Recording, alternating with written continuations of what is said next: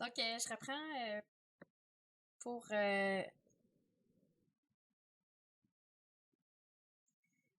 reprends pour le test d'ajustement du Q2 où j'en étais rendue. Donc, je vous avais parlé de l'idée de prendre un échantillon puis de regarder si c'est représentatif en ce qui a trait euh, à l'âge au niveau de la population. Donc, on était rendu à énoncer la règle de décision du test. Donc, ça nous prend vraiment une preuve qui nous permet de trancher. Et ça va être toujours, dans le fond, de trancher, donc d'avoir la preuve pour démolir H0. Ça veut dire qu'on va toujours parler du rejet d'H0 si le Q2 qu'on calcule sera plus grand que le Q2 critique, comme on avait fait pour le test d'indépendance du Q2. On a besoin des deux informations qui est le seuil de signification, qui est notre risque d'erreur, le nombre de degrés de liberté, qui se calcule cette fois-ci avec un nombre de catégories moins nombre de paramètres que l'on estime moins 1. Nombre de paramètres estimés, qu'est-ce que c'est? C'est si jamais on utilisait, par exemple, si on utilisait S pour approximation de sigma, si on utilisait X bar comme approximation de mu, ça, ce sont des estimateurs. Donc, se servir de données en échantillon pour approximer la population. Donc, si on le fait une fois, prendre S à la place de sigma, on dirait que c'est une fois qu'on estime. Si on le fait aussi pour X bar et mu à la place de mu, donc on dirait deux fois. Mais dans notre contexte, dans l'exemple qu'on est en train de faire, on ne le fait pas du tout, donc on n'a estimé aucun paramètre. Fait que dans notre cas ici, ça serait 0 pour la mise en situation. Dans tous les exercices que je vous demande, ça va toujours être 0 parce que vous allez faire que des situations où il n'y a pas de paramètres qu'on estime. Mais si vous allez voir à la fin des notes, il y a un exemple avec si la variable qu'on mesure en échantillon suit une loi normale, et là, j'utilise X bar à la place de mu et S à la place de sigma. Donc là, à ce moment-là, j'estime deux fois, fait que c'est là que ça change. Fait que pour le moment, considérez comme si les exemples, les exercices que je vous donne, il n'y en a pas. Fait que ça revient à ce qu'on faisait pour le test d'indépendance du Q2, qui est le nombre de catégories moins 1. On trouve ce Q2 critique-là dans la table. Donc, nous, notre DL, notre nombre de catégories, c'est nos tranches d'âge. Fait que si je remonte les trouver, j'en avais 4 tranches d'âge. 4, j'enlève 1, ça fait 3. Donc, je vais aller dans la table du Q2 à 3 degrés de liberté et j'ai besoin du seuil qu'on s'était fixé au départ du test. Donc, on testait avec un 5% de seuil de signification.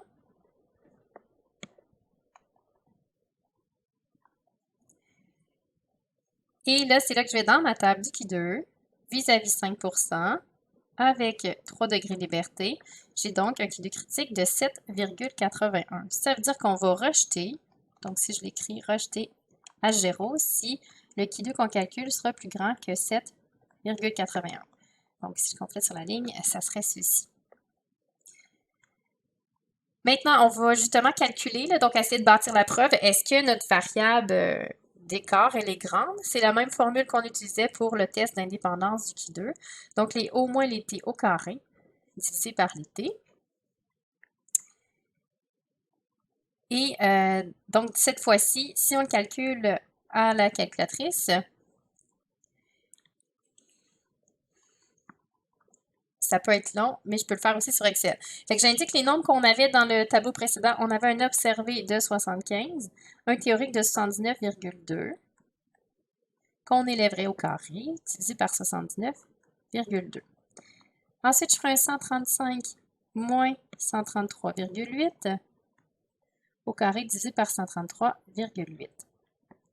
Un 155 moins 139,8 au carré divisé par 139,8. Puis la dernière catégorie de 55 ans et plus, c'est 235 observés moins 247,2 au carré divisé par 247,2. J'ai dit que c'est pas si pire la calculatrice, mais c'est sûr que c'est beaucoup de priorités d'opération. Je vous montrerai dans Excel tantôt. Donc, si je pitonne tout ça, là, ou je le fais calculer avec Excel, ça devrait me donner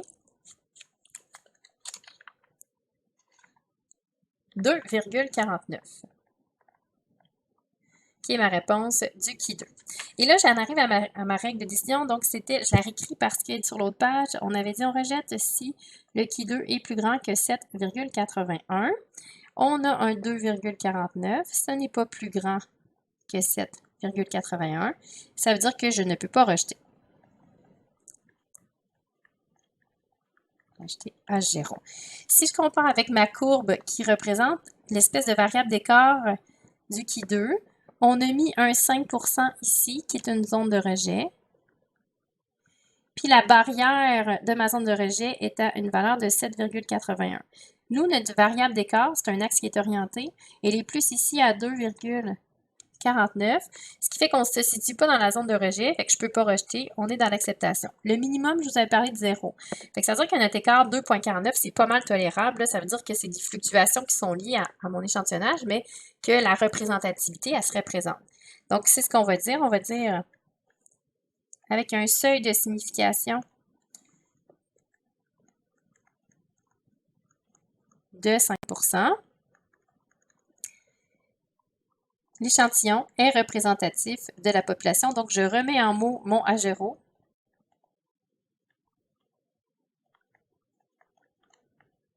De la population en ce qui a trait à l'âge.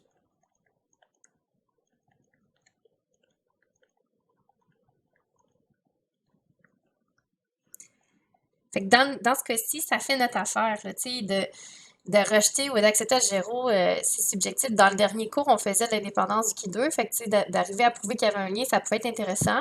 Ça pouvait conforter notre hypothèse, mais en réalité, ici, ben, c'est correct de l'accepter. Ça voudrait dire que notre échantillon est représentatif de la population au niveau de l'âge, puis qu'on a bien notre objectif qui était souhaité. Fait que ça résume les mêmes étapes qu'on faisait. C'est sûr que l'hypothèse change un petit peu, puis l'hypothèse a un impact, donc le modèle sur les effectifs théoriques.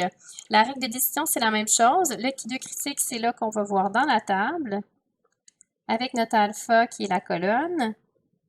Le DL, on calcule le nombre de catégories, moins 1 pour le trouver. Puis on a juste une variable. C'est pour ça qu'on ne le multiplie pas comme dans le test d'indépendance du qui 2. On calcule la variable d'écart qui 2 de la même façon. Puis on prend la décision en se basant sur notre étape 4 et notre règle. Donc on compare. Puis on parle de notre seuil ou de notre risque selon la conclusion. J'en refais un, l'exemple 4.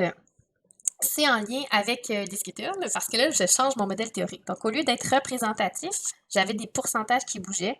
Là, je vais plutôt aller vérifier si la répartition Discuteur produite au niveau de la couleur est pareille. Donc, s'il n'y a pas plus de rouge ou d'autres couleurs. Puis, c'est un test que j'ai fait à la maison. Donc, on a vraiment compté avec les enfants le nombre de couleurs de chaque... la couleur de chaque Skittles. Fait que, grosse étude exhaustive. Il y avait un 183 Skittles dans le sac, puis on avait une répartition 38, 32, 36, 35, 42. Donc déjà, c'est sûr que ça me tend à dire que ça probablement que c'est uniforme. J'ai des fluctuations, mais c'est normal. Je ne m'attendrais pas à avoir exactement la même quantité de chaque couleur dans mon sac. Je m'attends à certaines fluctuations, comme quand on lance le dé, s'il est bien équilibré, là, il n'est pas... Bon, je suis désolée. Donc, il n'est pas...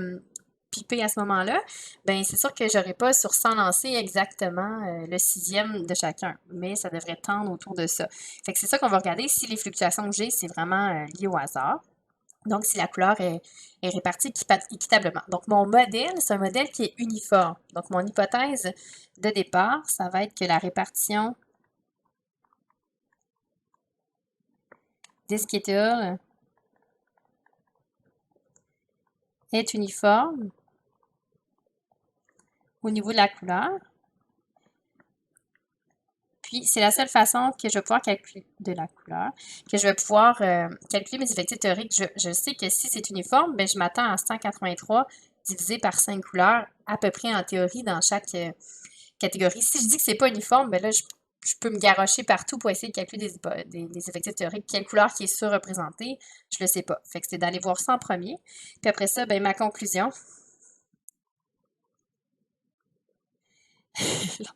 Vous voyez que j'étais sur le cas, j'ai des courriels en lien avec Adobe Québec. Bon, je vais justement les...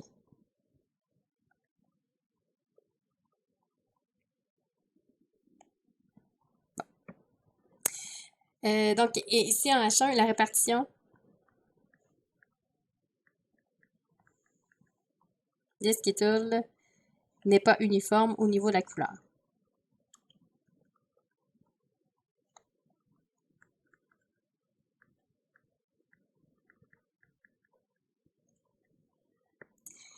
Et c'est là, comme je vais calculer mes effectifs théoriques en me basant sous H0, qui était ici uniforme. Donc, être uniforme veut dire que j'ai la même quantité partout. Donc, je vais faire 183 divisé par 5 couleurs, ce qui fait 36,6. Donc, dans ce cas-ci, j'ai exactement 36,6 en théorie dans chaque catégorie de couleur. Mais évidemment, c'est la théorie. Je ne pourrais pas en avoir 36,6, donc ça ne se fait pas avec des Skittles, mais ça me donne une idée de ce à quoi je m'attends. Et c'est aussi à cette étape-là qu'on vérifie la condition. Tous mes effectifs théoriques sont plus grands que 5, c'est tous des 36,6. Fait que ça va, j'ai le OK pour continuer.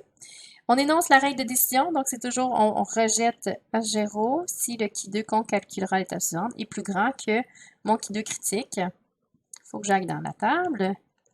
Mon seuil de signification, c'est 5%. Mes degrés de liberté, c'est mon nombre de couleurs, moins 1. Donc, j'en ai 4. Je vais dans ma table. 4, 5%. Là, on est plus à 9,49. Donc, c'est 9,49. Je calcule justement mon Q2. Donc, je reprends. Ce que je veux faire, c'est calculer ma quantité que j'ai, 38, moins ma quantité théorique, et le faire pour chacune.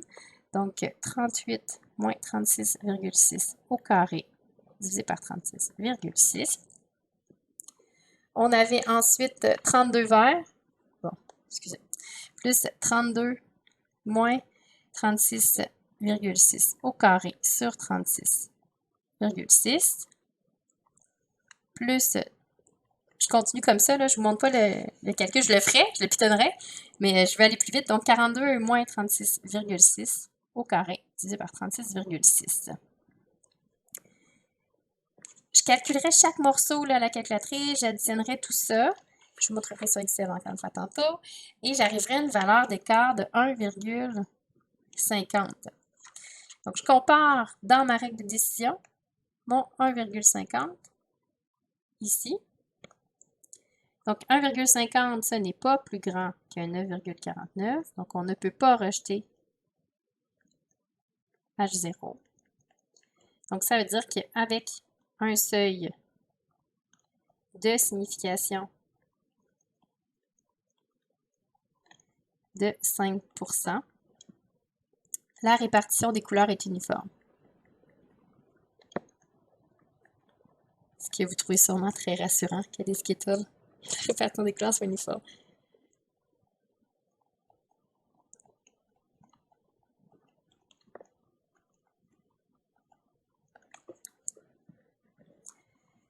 Donc voilà, je voudrais vous le montrer avant de passer au dernier exemple avec Excel. Donc on peut le faire, comme je disais, papier parce que ça se fait pas si mal. Là. Il y a juste le pitonnage du Q2.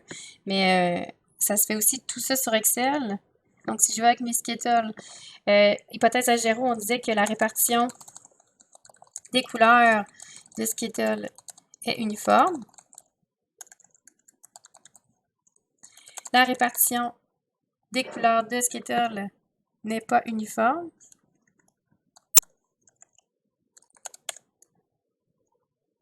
On est allé faire notre étude. Donc, on mange des Skittles, puis on compte le nombre de couleurs. C'est quoi la couleur? On note la couleur avant de les manger, puis après ça, on compte combien il y en avait de chaque. Et là, j'en arrive aux effectifs théoriques. Donc, je suis censée, en théorie, sous H0, si la répartition des couleurs est uniforme, ça veut dire que j'en ai. Donc, c'est le calcul 183 qu'on divise. Il manque une couleur.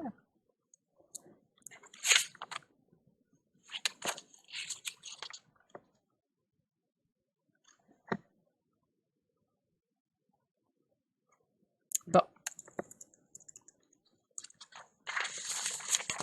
Mon fichier Et mal fait. Ah oui, j'allais, ok. C'est beau, c'est moi ma couleur rouge prend trop de place. Et tout est beau, désolé. Donc, mon 183 qu'on divise par 5 couleurs. Donc, j'arrive à 36,6 chacune. Et c'est là que je peux copier. Oups. Je pourrais copier si j'avais figé ma cellule de 183. Et j'ai bien mon 36,6 qu'on obtenait tantôt. Et là, ma condition, elle est respectée. Oui, les effectifs théoriques sont tous plus grands ou égaux à 5.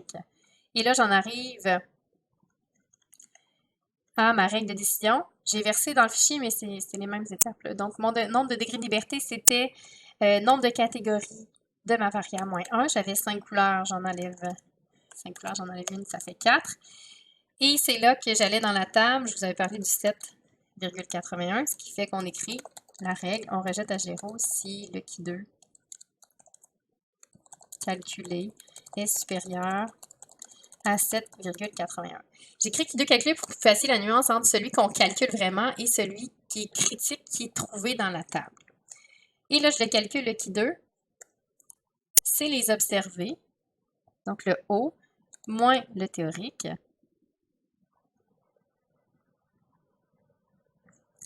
Le haut,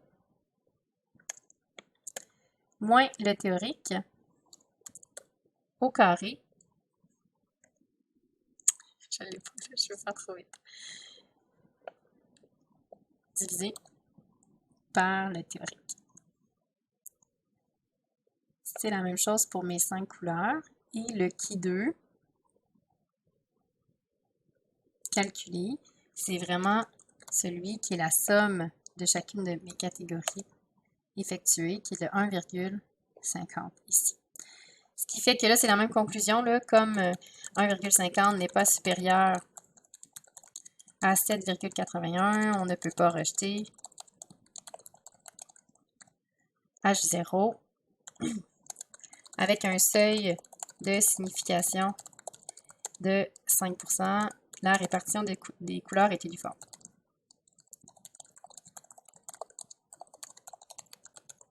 Voilà. Donc, je ne reviendrai pas faire celui de la mise en situation parce que c'est calqué. C'est effectivement la même chose. Beaucoup plus simple celui-là qu'Excel parce qu'il n'y a pas deux variables à gérer. Mêmes étapes, là, même si j'ai inversé le calcul du Q2 puis la règle de décision en l'ordre des lignes, c'est pas grave, là, ça ne change rien. Ça reste le même principe. La règle de décision à part entière est importante de la faire. Elle est importante parce que souvent, on le fait en test qualité. On détermine une règle de décision, puis à tous les jours, on va tester. Fait que c'est toujours comme je vous disais pour les policiers, là, on établit le 0.08, puis là, on teste régulièrement. Bien, la règle de décision ne change pas, mais ce que je mesure, l'observer sur le terrain, ça peut changer. Fait que c'est pour ça qu'on a besoin de bâtir une règle de décision quand même. En contrôle qualité, disons qu'on regarde dans d'autres types de tests d'hypothèse, si une machine est calibrée ou pas, bien on détermine ce que ça prend comme critère pour que la machine soit calibrée. Puis à tous les jours, on fait des tests pour voir si c'est le cas. Fait qu'on a besoin d'une règle de décision pour un test. C'est après ça, une fois qu'il est construit, notre test, bien, on fait juste revérifier, donc faire la conclusion chaque jour si on veut. Exemple 5, c'est plus pour se tester là, les deux types de tests en même temps, de calculer les effectifs théoriques parce que c'est ça qui peut changer. Puis après ça, le reste, ça bouge. C'est sûr que votre seuil de signification qu'on fixe, ben, ça change la colonne que vous regardez, puis vos nombres de degrés de liberté aussi, ça évolue. Fait qu'au niveau de la table, quand vous savez comment gérer, le reste, ça va bien. Fait que c'est les effectifs théoriques qu'on a besoin qui changent d'une situation à l'autre. Fait que si on voulait savoir si un dé était pipé ou truqué, là, qu'est-ce qu'on ferait comme effectif théorique, puis qu'est-ce qu'on ferait comme hypothèse? H0 et H1. Fait que ça, c'est à une variable. Et non, je ne veux pas mesurer le lien entre mes variables, parce que j'en ai juste une. Donc, H0, j'écrirais que le dé n'est pas truqué. Parce que s'il n'est pas truqué, je connais le comportement. Je vais être capable de calculer mes effectifs théoriques s'il n'est pas truqué. Puis j'ai 60 lancés, 6 faces. Oups. Donc, je devrais avoir 10, 10, 10, 10, 10, 10 en théorie.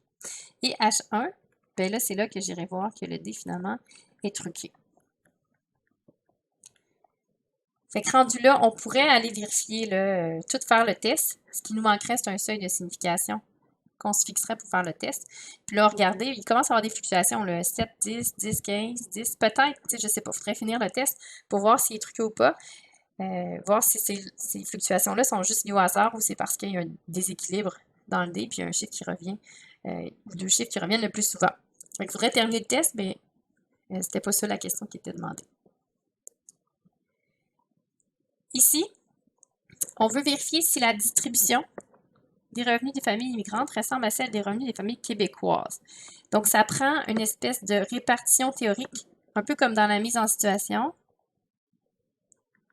Donc, ça nous prend une donnée qui vient de StatCan ou de quelque chose qui est connu, puis on va regarder si notre échantillon, tantôt c'était si notre échantillon ressemblait à la population, là c'est comparer deux types, donc les familles immigrantes, puis les familles dites classiques, là, québécois un petit peu plus de souche, là, mais je ne veux pas être péjorative dans ce que je dis, là. Donc, les familles québécoises par rapport aux familles immigrantes, voir si c'est sensiblement égal. Fait que ça veut dire que H0, ben, je vais regarder si ça suit le modèle parce que c'est la seule répartition que je connais. Fait que H0, je vais dire que la répartition des revenus des familles immigrantes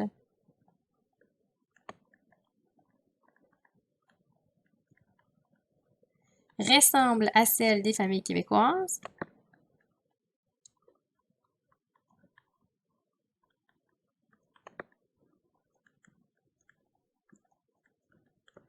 et H1, la répartition blablabla ne ressemble pas à celle des familles québécoises. Donc, c'est le même sujet. Et là, c'est H0, là, dans le fond, les effectifs théoriques, c'est sous H0 qu'on les calcule. Si ça se ressemble, ça devrait dire que sur mes 500 familles de mon échantillon, il faudrait que j'aille 5% de 500, si c'est équivalent. 5% de 500, ça nous fait 25 familles.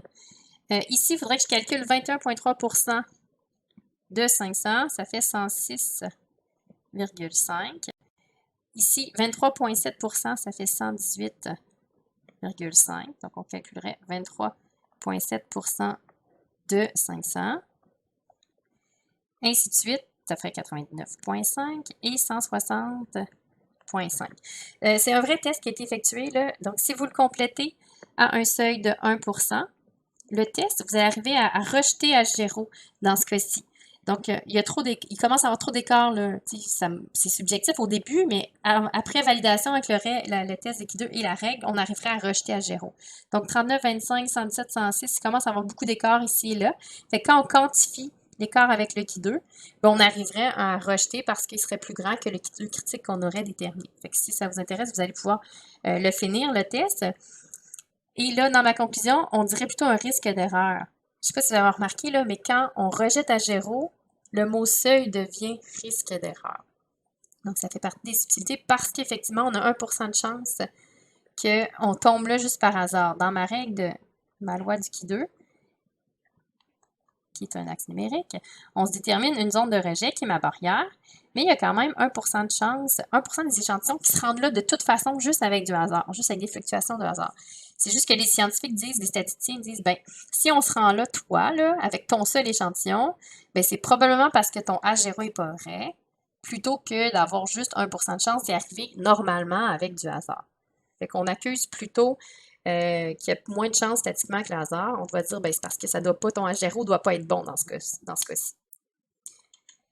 Le C, là, on est à deux variables. Donc, on n'est plus dans un test d'ajustement, on est dans un test probablement plus d'indépendance du Qui2, puis on va aller voir notre mot-clé. On veut savoir s'il y a un lien entre la coteur, donc entre notre variable 1 et notre variable 2. Puis, donc, ça change notre H0. On disait qu'il n'y en avait pas de lien au départ. Donc, il n'y a pas de lien entre les deux variables et le type d'enseignement reçu.